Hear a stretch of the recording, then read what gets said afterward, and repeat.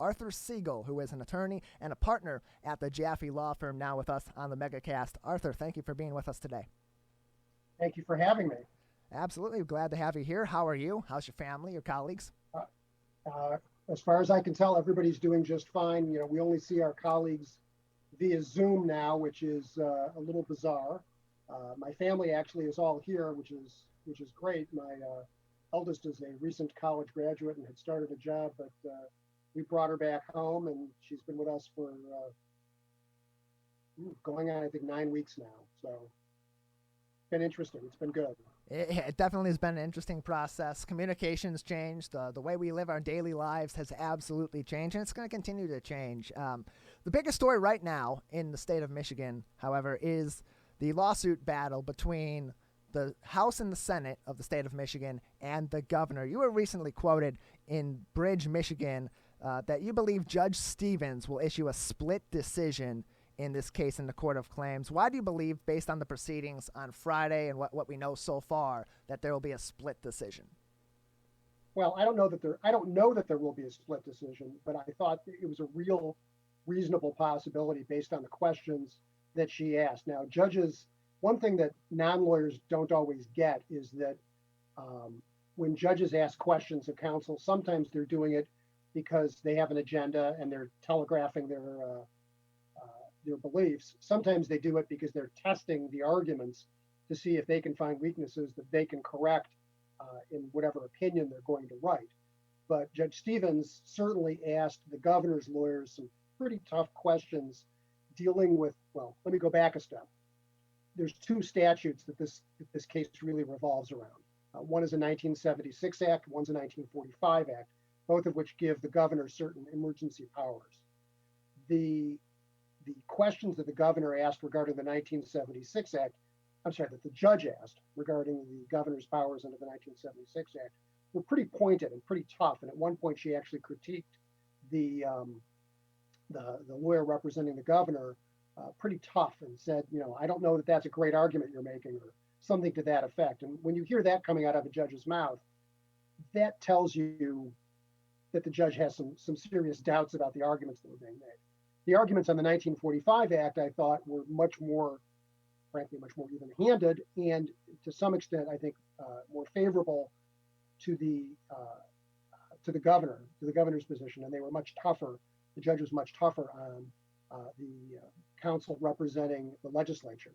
So that's a long answer to a short question, but I sort of got the sense that the judge was telegraphing her position on both arguments, on both statutes, when asking the questions that she did. And I expect we're going to get an opinion very, very soon. And I also expect that this is not the last stop in the process. The judge in the Court of Claims is going to render an opinion. And she even said to her court reporter at the end of the argument, these lawyers are going to want a transcript immediately, because I'm sure this is going up to, I think she referred to her bosses at the Michigan Supreme Court. So I think everyone expects that it's going to be the Michigan Supreme Court that ultimately has to deal with this question. I would agree based on what I saw on Friday, and definitely based on Judge Stevens's reactions to both arguments being made, but in particular she definitely had strong reactions in particular to the governor's camp and their arguments regarding both the 1945 and the 1976 laws. Also in the Bridge, Michigan article, there was mention of that if the use of the 1945 law is upheld, it could give Governor Whitmer and future governors unilateral authority in emergency situations unless challenged by private citizens in court. For those of us who are not attorneys, those of us who are not familiar with the nuances of the 1945 law, can you elaborate on why that maybe could be the case? Well, first of all, there are a number of lawsuits already pending by private parties. I've lost track, frankly, of how many. We're certainly, I think, in excess of 10 lawsuits, either in state court or in federal court, challenging the governor's executive orders. And some of those challenges probably will fade away. One, I think, already has, based on a settlement, but because the governor has slowly been lifting, as you know, some of the restrictions. But basically, the difference is the fight between the legislature and the governor is really over the interpretation of those two statutes and how they fit together, how they work together, how they're supposed to be applied together, and ultimately how the language of the legislation, the statute, is supposed to be implemented. The arguments by private parties are much broader in a lot of cases. They relate to things like constitutional rights. Does the governor have the constitutional authority to restrict people's ability to move around the state, for example? Is it a taking of by the government, even a temporary taking of people's private property? And that, of course, is a constitutional right that you have to be free from. Is basically the government can't take your property without just compensation. So those kinds of arguments are not really at issue in the fight between the legislature and the governor. I think that you'll see that much more in these private cases by private parties saying, the governor didn't have the authority to do this, but even if she did, it affected under the statutes. Even if it did, it affected a violation of my constitutional rights, and that's just not an issue that's before the court in the legislature versus the governor dispute. So that's, again, a long answer to a short question. Ultimately, it's different issues are engaged in by different parties because of their different rights. For sure, and we have a constitutional crisis that is on our hands at this moment because of the powers being taken by the governor, the objection to those powers being taken by members of the House and legislature, and the arguments of constitutionality and violation of rights by private citizens. There's a lot of moving parts on this, and as you said, more rulings are going to be coming in the coming days, and this is going to continue to go on. So moving on, we spoke recently to Mark Cooper from your firm as well about insurance law and how acts of God, so to speak, influence insurance policies or factor into what coverage people may or may not receive based on their policy. A lot of contracts were executed in the days, the months, and even the years leading up to this crisis. So Arthur Siegel, partner and attorney at the Jaffe Law Firm, much like protections that free liability during acts of God in insurance, are there any similar protections for unforeseeable events like a pandemic that are covered commonly in contract law, your area of expertise? Well, the answer is maybe, but I don't. It'll be interesting to see how this plays out. I mean, we in Michigan and across the whole country, Tyler, we have not had to really deal with this kind of question for 100 years, and there's 100-year-old case law in some cases or older that courts and lawyers are going to be digging up to look at in trying to address these issues. And realistically, there are, again, for the non-lawyer, there's 3 different sources of law, putting aside the constitutional issues we were just talking about. There are 3 different kinds of law that you would look at as a lawyer to try to help a client who has a contractual dispute or has a contractual problem, whether, depending on which side you're on, you're unable to perform or you're seeking to compel performance under a contract that you have in effect. One is contractual law. What did the parties agree to? And that's, in a lot of cases, the first stop along this process. The second is, depending on, again, the kind of contract it is, there's statutory law, which, most people recognize when the legislature and the governor, the legislature passes a law, the governor signs it, taking you back to, elementary school civics, that there could be a statute that might govern this kind of problem. And then the last is common law, which is something that most non-lawyers don't really understand that well, which is basically judge-made law to try to sort out issues between parties when the other two don't exist. So, most people hear act of God and they say, oh, well, there's an act of God. I'm off the hook. I'm done. And certainly a lot of people are looking at this pandemic and the coronavirus as something akin to, if not actually, an act of God. But you really have to look at all 3 components or all 3 elements to figure out how your contract issue or your fight or your failure to comply or your demand for compliance is going to be resolved in the courts. So again, a long answer. The short answer is start with your contract. Take a look at your contract and see what it says about a unforeseen or unanticipated set of circumstances, what most lawyers refer to as force majeure clauses, using the Latin, or what most non-lawyers think of as an act of God clause. So can you explain to us what factor force majeure laws may play in respect to COVID-19 and contractual obligations? Sure. And it's interesting because most lawyers who haven't studied this, and certainly most most folks out in the world of commerce sort of figure, oh, there's an act of God, I'm off the hook, I'm done. I don't have to perform, or my performance is delayed. And it really comes down to when people talk about force majeure, they're talking about a contractual clause. They're talking about language in a contract. And so you really have to read the contract, because every contract can be different. And it can differ from, if there's an act of God or a force majeure, that your performance is delayed until that force majeure condition goes away or is lifted. Or it could be that the contract is terminated, or it could be that some performance is required, but other performance is excused. And that's very common. We see that in a lot of leases, where it may say that in an event of force majeure, that certain performance is excused, but in a lot of cases, the obligation to pay rent is not.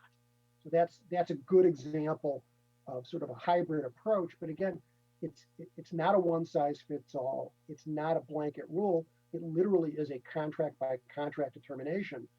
So if somebody has an issue where they think they should be able to defer or delay performance under their contract, or they think they should be able to escape the contract entirely, or on the other side, they think that the person that they signed a contract with should absolutely positively have to perform, the first place you got to go is the actual language of the contract, to read what it says and see what it requires and see what it absolves you from. And there are some pretty common principles, but as I said before, no two contractual clauses are exactly the same. So there are various circumstances under which a force majeure clause may be in a contract or may not be in a contract. It may not apply to rent, but it could apply to certain leases. And so what you're saying is you should be looking at your policy for a car lease payment or for a property lease payment and see if you have a force majeure clause in there. If you don't have a force majeure clause in your contract, or under just the circumstances of an unforeseen event like this, Arthur Siegel, partner and attorney at the Jaffe Law Firm, with us on the MegaCast. What are the circumstances under which force majeure can be utilized to free a party or parties from a contract? Well, again, Tyler, if there isn't contractual language, and a good creative lawyer might be able to find language that doesn't necessarily say act of God or force majeure in the contract, but a good lawyer might be able to find some creative interpretations of the language. But if there is no language, and that happens, there's no question about it. Some contracts don't have it either because the lawyers didn't think it was necessary, and candidly, that a lot of lawyers included force majeure clauses, thinking, well, this is never going to happen, because it hadn't happened, as I said before, really in 100 years in many cases.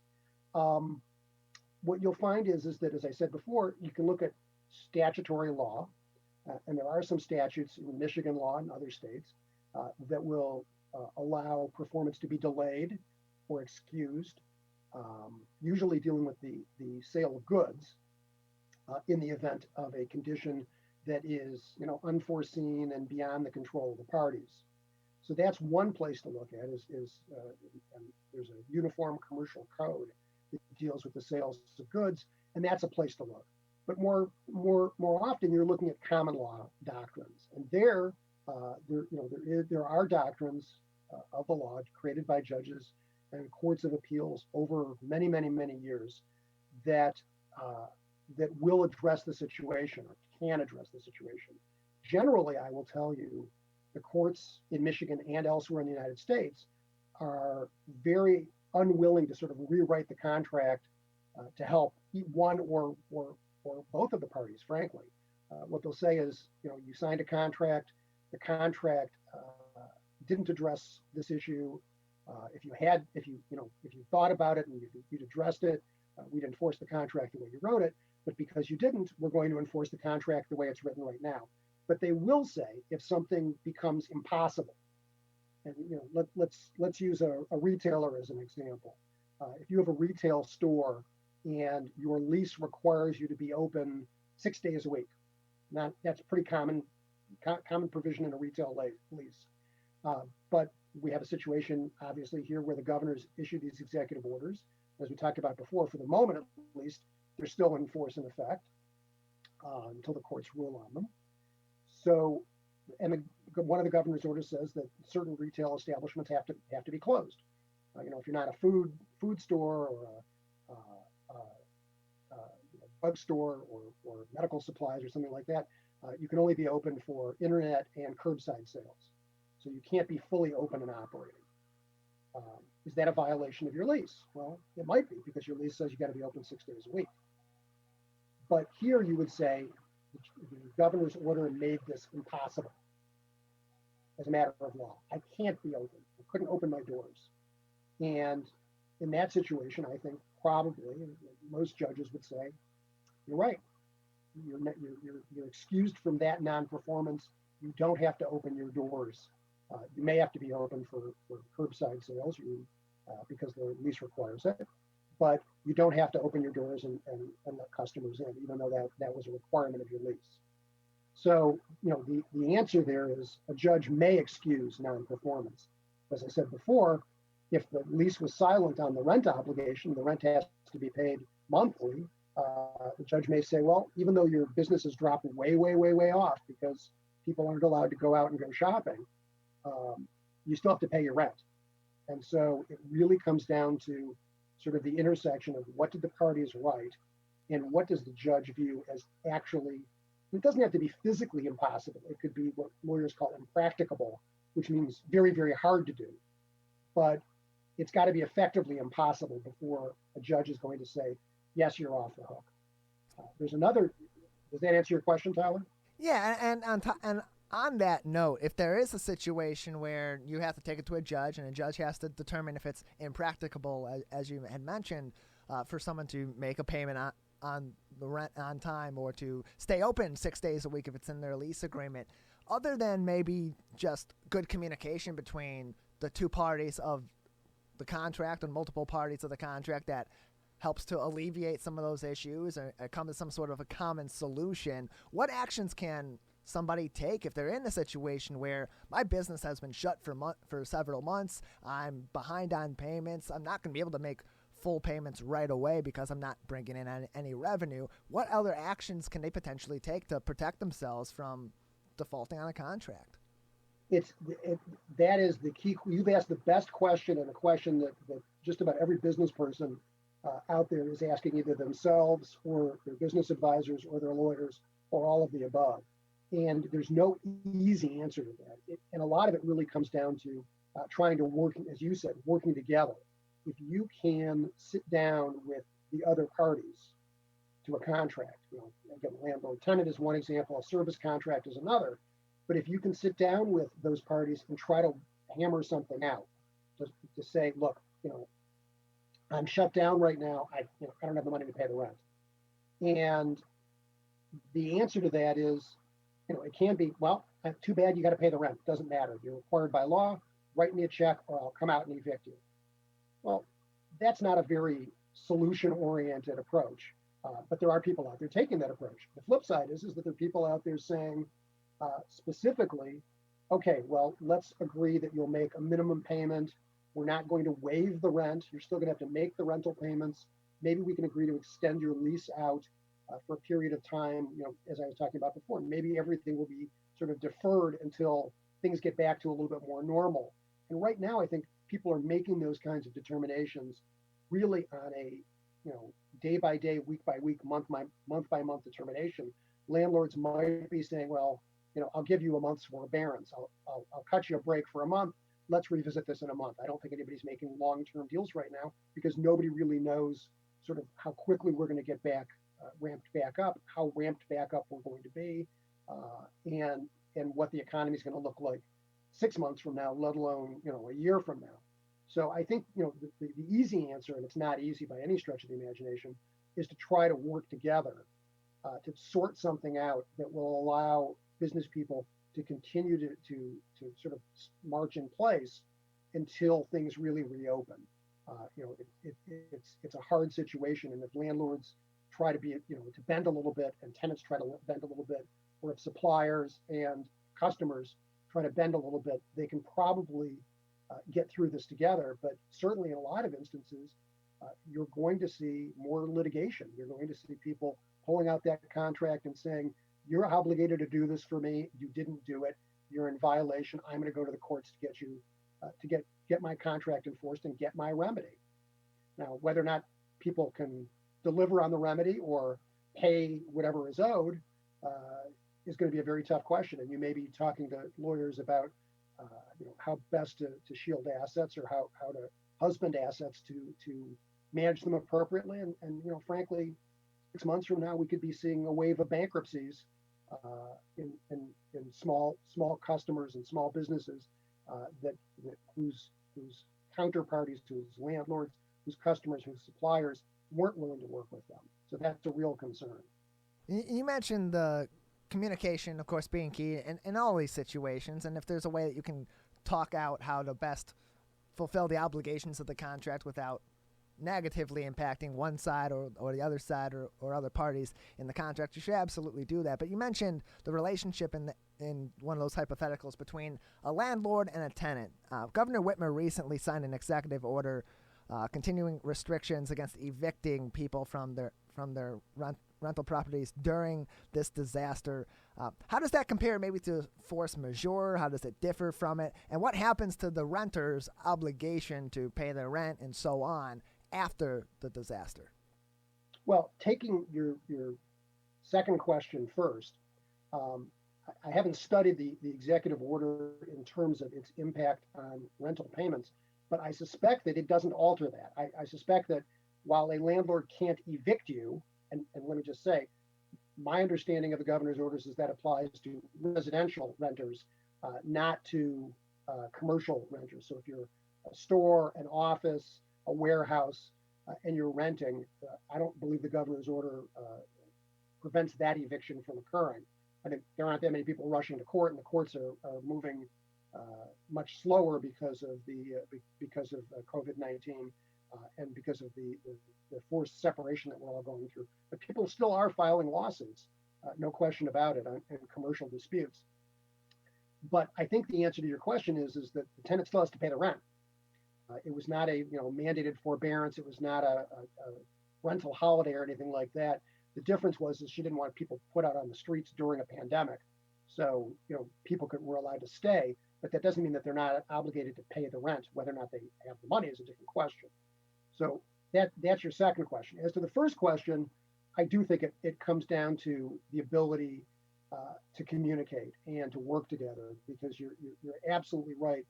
The governor's order doesn't apply to the commercial setting, but there's certainly plenty of commercial landlords out there who have their own mortgage payments and who have to deal with their own lenders. And so you've got this sort of cascading effect of, if the tenants don't pay, then how is the landlord going to make their payments? And then what's the lender going to do? And then you're looking at a situation, at least on a small scale and maybe on a large scale, not that dissimilar from what we saw in 2008 and 2009. So it's better to work together to try to pull through this, and hopefully it'll be a short-term decline in the economy rather than sort of a big negative spiral.